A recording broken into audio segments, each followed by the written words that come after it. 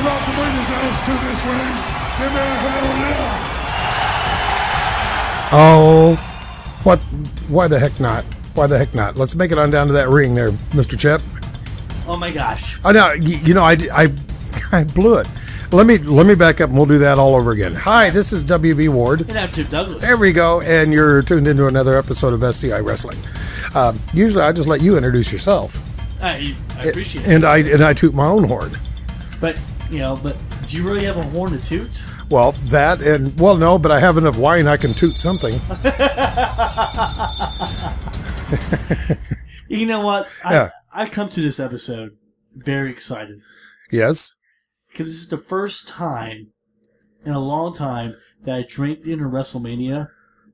It wasn't because I was drowning my sorrows because of the fact that I spent $60 on it.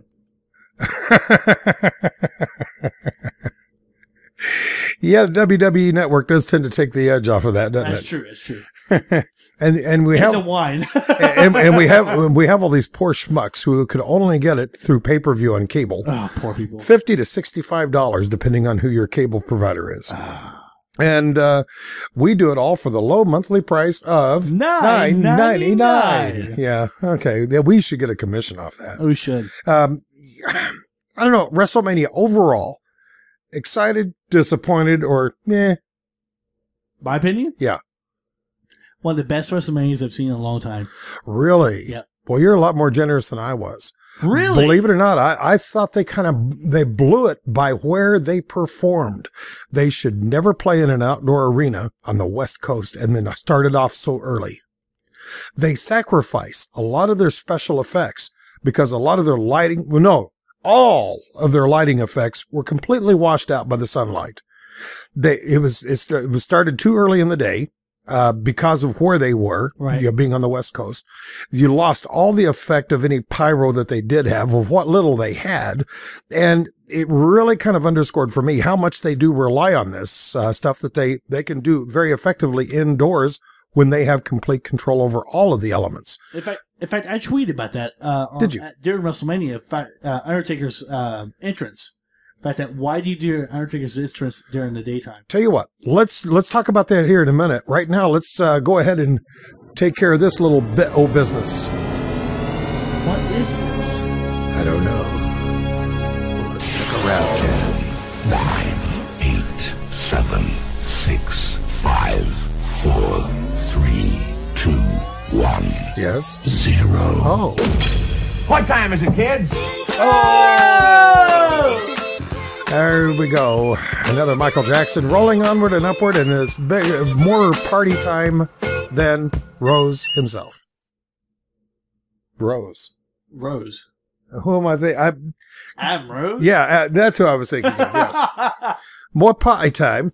It's like, I don't know where you're going with this. What about your tweet of the week? All right. Tweet of the week is brought to you by WB Crazy Humor, which is in the Hall of Fame of SCI Twitterers. Cool. And this goes, if anyone is in a positive position to talk about the ethic behavior of W superstars, Yes.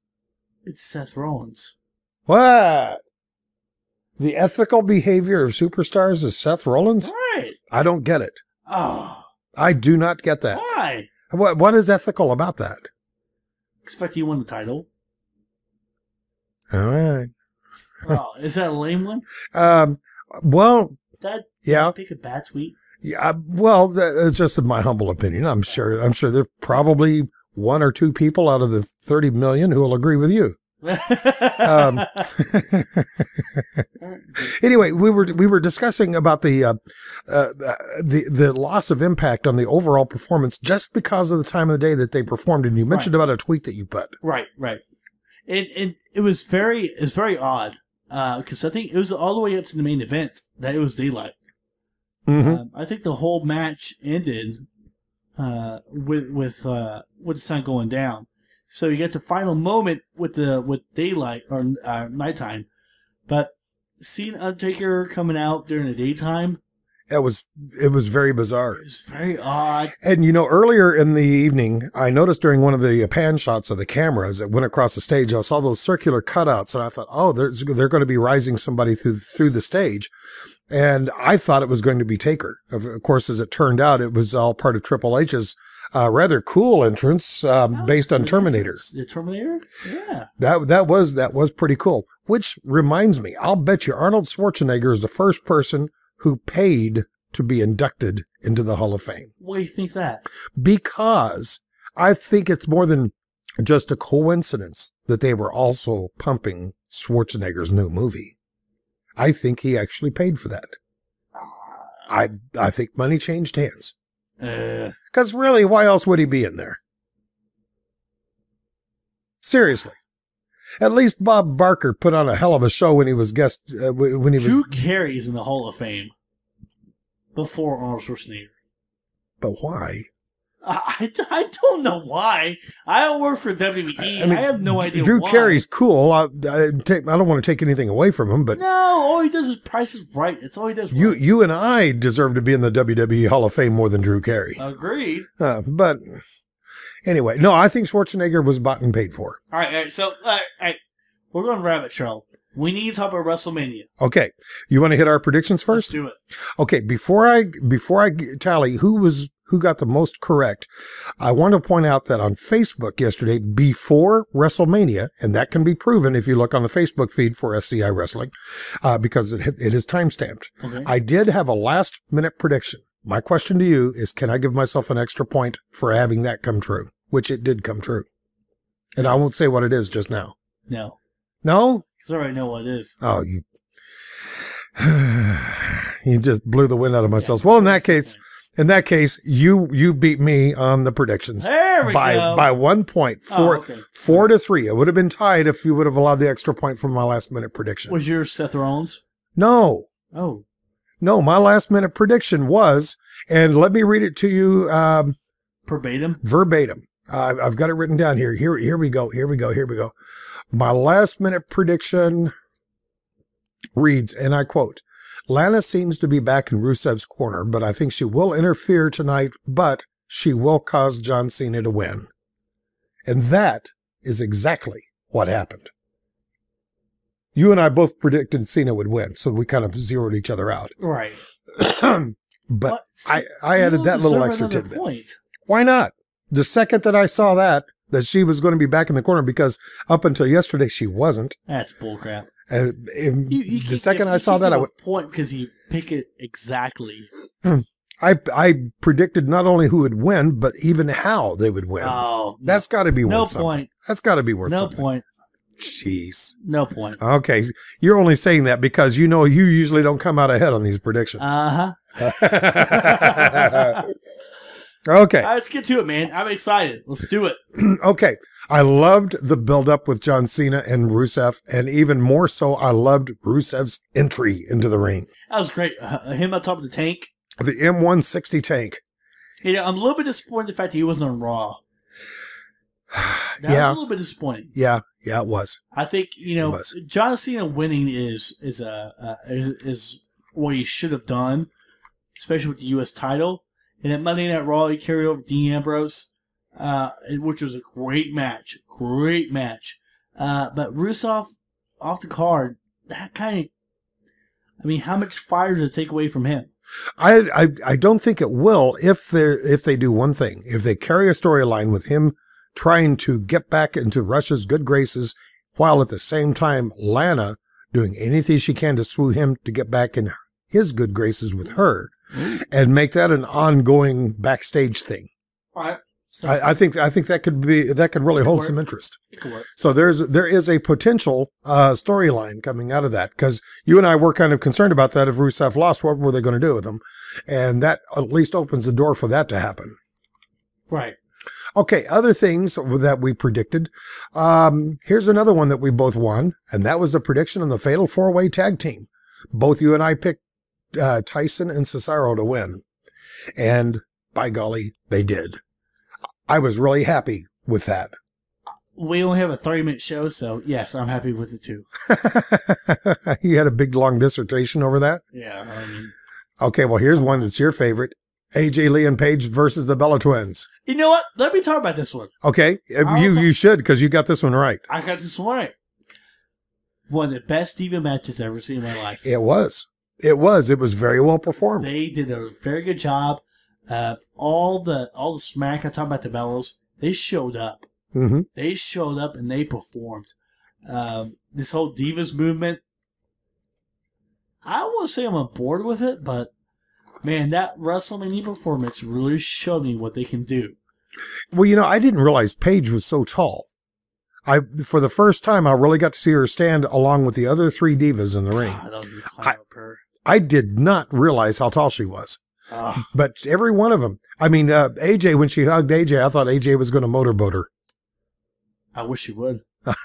I'd pay to see that. Pay-per-view. By the way, go ahead. We both blew it when it came to the prediction on the Andre the Giant Memorial Battle Royal. Now, here's the thing. I didn't see this. So who won it? Oh, well, in that case, it was Axel. Axel won? No, that would have made my prediction correct, though. No, it was Big Show. That's bullcrap. It was Big Show. Now, interestingly enough, was that the pre-show? No, that was just simply the first match they had, though, in the official pay-per-view. Title match was. Do what? I thought the Intercontinental ladder match was first. It might have been. I didn't really put these in order. Okay. But what was interesting, though, was the next to the last man out. And by the way, my prediction, Axel, he was the first man out of it. He was eliminated first off. Good pick. But the next to the last guy was the guy you thought would win, and that was Mizdow. Mizdow and the Miz imploded on that pay-per-view. So there's a storyline coming of that. There we go. Mizdow absolutely turned on Miz. There we go. Didn't just eliminate him, he turned on him. And we knew it was going to happen eventually. Oh, 1%. It was going to happen. It's a matter of time. The only thing that worries me about Damien Mizdow, now I'm just calling him Mizdow. Sandow, that's right. The one thing I worry about Damien Sandow now is I hope they don't return to the Hallelujah chorus of bringing him out to the ring. I hope they get a different piece of music. He really needs that. But he was the next one, next to the last one, and he was eliminated by Andre. But Andre sat back and watched the whole Big Show. Yeah, I'm sorry.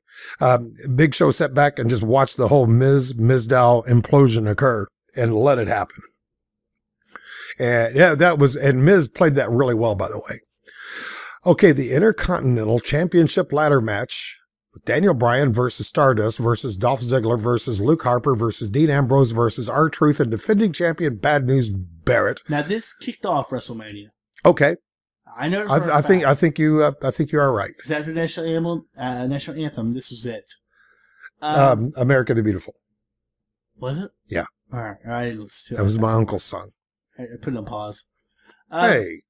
I'm sorry, but still, I'm waiting for wrestling. Okay. Who do you predict? You don't remember?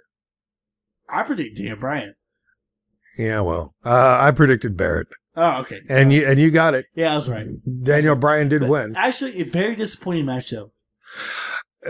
Why do you say so? I'll hold that till the next couple of matches we say. Okay, we're going to say that. This was one of the high spots for me as far as going into it, but it didn't live up to my expectations. So let's move on. Okay, the Wyatt versus Undertaker. I was very surprised by the outcome. I thought for sure they were going to hand the baton off to Wyatt. This to me leads up to next year's WrestleMania. Possibly. What do you see happening with that? Undertaker Sting. Undertaker's what? Sting. It makes sense. It could happen, but I think it may be a little too early yet. As a matter of fact, I think we only saw one preview of WrestleMania 32. This is Dallas. 100,000 people. Yeah. They want to break attendance records. Well, and see, part of the problem with that, though, and yeah, you're right, they're wanting to break attendance records. And by the way, they did not break an attendance record Sunday night like they said they did. No. They did not. No. I know they're wanting to set a new attendance record, but The place was just built. you guys are really assuming a lot when you assume Sting will even be with the company this time next year. Whoa, hold on. Yes. Why is that? Well, come on, let's face it. It's been how long and how many times did Sting himself say, I will never set foot in a WWE ring? You know, he's got that. He signed a 2-year deal. He may have signed that, but he's got that so far ingrained into his psyche. I've got a feeling, something could happen. Nothing is forever. Not even a contract. Not even a contract. So I think there's an awful lot of eggs being put into that basket when you automatically assume that Sting will still be with the company this time next year. I'm not so certain on that. Just not so certain on it. I disagree. But but I could certainly, if he is, I could certainly see the Sting Undertaker match happening. But about the match itself, Undertaker looked pretty damn good. He did, considering some of the pictures, the candid pictures I've seen of him about right beforehand. Yeah. Oh yeah. they did not look very promising. Not good at all. But he looked really good. I thought Bray Wyatt gave him a decent match. Apparently, Bray Wyatt has an ankle issue, which is why he wasn't on Raw. So I can see them keeping him off TV for a little bit and then put him back on TV to maybe be in a title picture. Now, speaking of Sting, since you were mentioning him, right? We both lost a prediction on Sting and Triple H. The more I thought about it, though, because we both said Sting was going to win that. Right. The more I thought about that, the more I thought, gee, we really missed the boat on this one. Because had we thought that through, Triple H needs to maintain control as the authority backstage, at least as far as the storyline is concerned. That would have been a very difficult thing had he lost that match. That would have been a very difficult storyline to adhere to, with him maintaining control of the authority. So it only makes sense that he actually walked out of WrestleMania by defeating Sting. That actually makes sense. I do, however, like the way that they worked the old time into it, though. See, that's my thing. This is my second favorite match at the whole show. There's one match that beat it, and it is only because of sheer wrestlism, sheer athleticism to the whole thing. Right. But this one had everything about it. Triple H for Sting, DX comes out, NWO comes out, Shawn Michaels comes out. I'll just wait for Goldberg. That would have topped it off. I was kind of looking for China. Why China? I wanted to see the boobies. Oh, God. Well, she was part of the DX movement. Go to Pornhub. You can find those all day long. She was part of the DX movement, which brought a big question in my mind Sunday night concerning X-Pac. Which one should he have been on? Should he have been with the NWO, or should he have shown up instead as part of DX? More time with DX. Well, but they showed him on with NWO. No, he didn't. Yeah, he was wearing an NWO shirt Sunday. No, he wasn't. Are you certain? 100%. Really? Yeah. I was thinking he was with the NWO. The only NWO people appeared was Hogan, Hall, and Nash. That was it. Oh, that's right. Now, you see, I've gotten so old. I'm seeing things now. Yeah. But he actually could have appeared on either one and would have been justified. Because he was the only one that appeared on both teams. But I was really waiting for Goldberg. Why Goldberg? Because really he was not part of D-Generation X. No, or he was part of WCW. He was part of WCW, but he was... So when Shawn Michaels showed up and super kicked Sting, it would make so much sense to have Goldberg to, that music hit. It would have evened out the numbers. Exactly. Have that music hit, have it come down, spear Triple H, have Sting win, but apparently that wasn't in the plans. But it could not have been out of the question. I'll bet you they did throw that around, because that does make a lot of sense. It was a great match either way. Yeah. I loved it. I'll tell you one person who did show up that, as far as I know, was not scripted into it until late Saturday night, and that was The Rock. Oh, what an angle. That was kind of What an angle. I know, right? That's the prediction for WrestleMania 32 that I'm thinking that we're seeing. I think we're going to see a transgender match, tag team match in WrestleMania 32. I'll disagree. But boy, you are really hesitant when you say that. Because I can hear you thinking that through now. There's a lot of obstacles that have to happen for that match to happen. I love Ronda Rousey. She is the baddest woman on the planet. She's pretty. She's hot, but she'd kick your ass in a second. Uh-huh. And she could, too. I mean, she would have permission to. But she's under a UFC contract. There's a big difference. Oh, and she will be next year. Money talks. So this will take a lot of negotiation between WWE and UFC. But that's been done before. No, it hasn't. Hasn't it? Never been done before. Well, yeah, Sting would never be in a WWE ring either. That's what I'm saying. There's no such thing as never. Nothing's impossible. Yeah. But WWE will have to do a lot of talking for that to happen. Well, at the very least, I think we can count on a Rock Triple H match in WrestleMania 32. At the very, very least. I do think that I disagree. At the least part, I think that was a preview. Why? You think The Rock is out of gas? Brock Lesnar makes more sense to me. I'm sorry, who? Rock and Brock Lesnar. Rock and Lesnar. I don't know. After, Sunday night, I probably would have agreed with you. After Monday night's Raw, not so much. Really, why? Not so much. Because of the fact, now, since Lesnar just currently re-signed his contract, undoubtedly there was a clause that allowed him some time off, providing he would lose the belt. Right. But the follow-up performance that he gave on Monday Night Raw, where he was supposedly suspended for an indefinite period of time, I think when he does return, that little action right there is going to open the door for a long continued battle between him and Seth Rollins, of him trying to pin down Seth Rollins into a match much similar in the vein between the feud that they had with Seth Rollins and Ambrose. Ambrose for a while. Much in the same vein with that, but with higher drama. All right. Let's get to it. We'll talk about this in a second. So go ahead. What? Move on. Okay.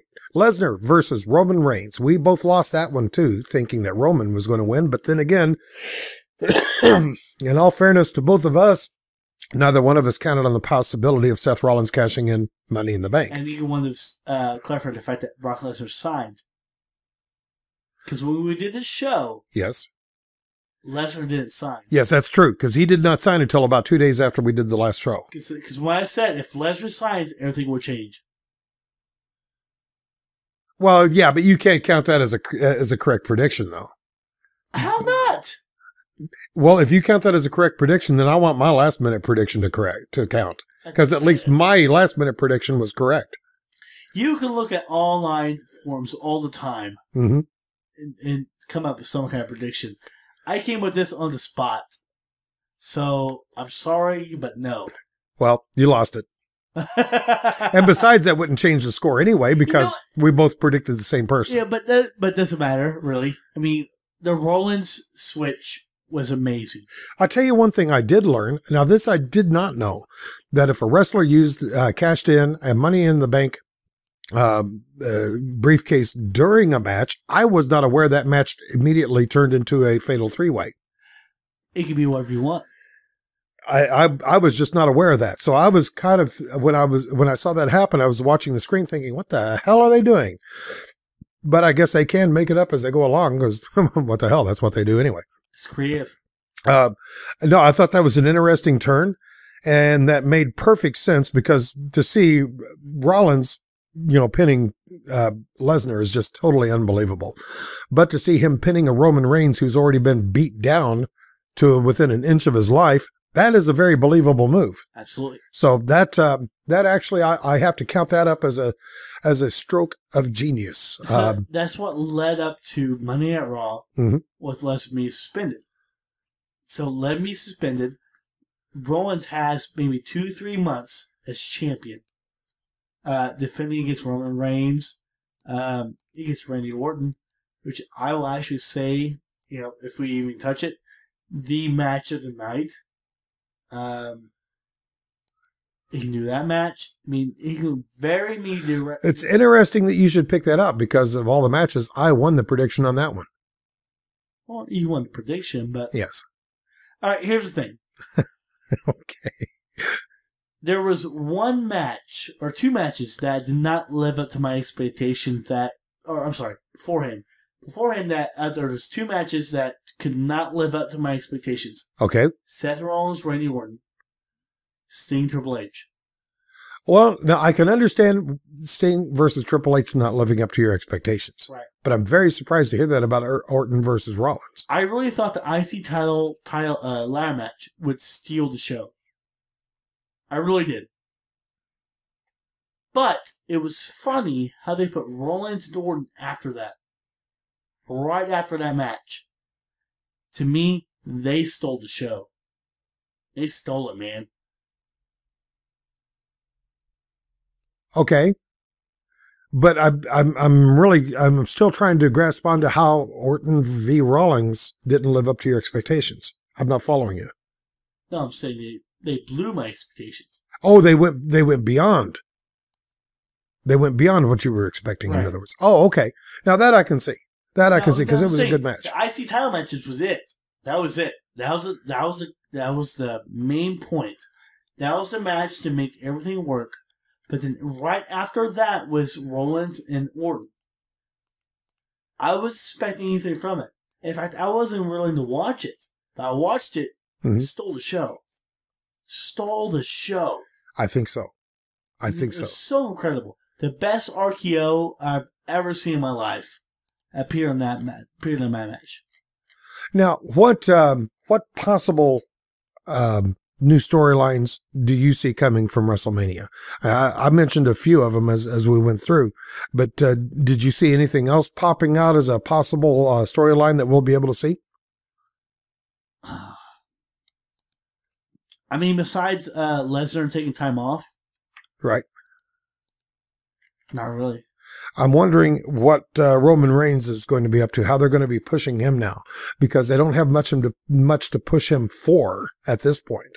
I think he'll be the main pincher for next pay-per-view with Seth Rollins. I think you throw Randy Orton in there. Triple threat. Could be. One thing I love about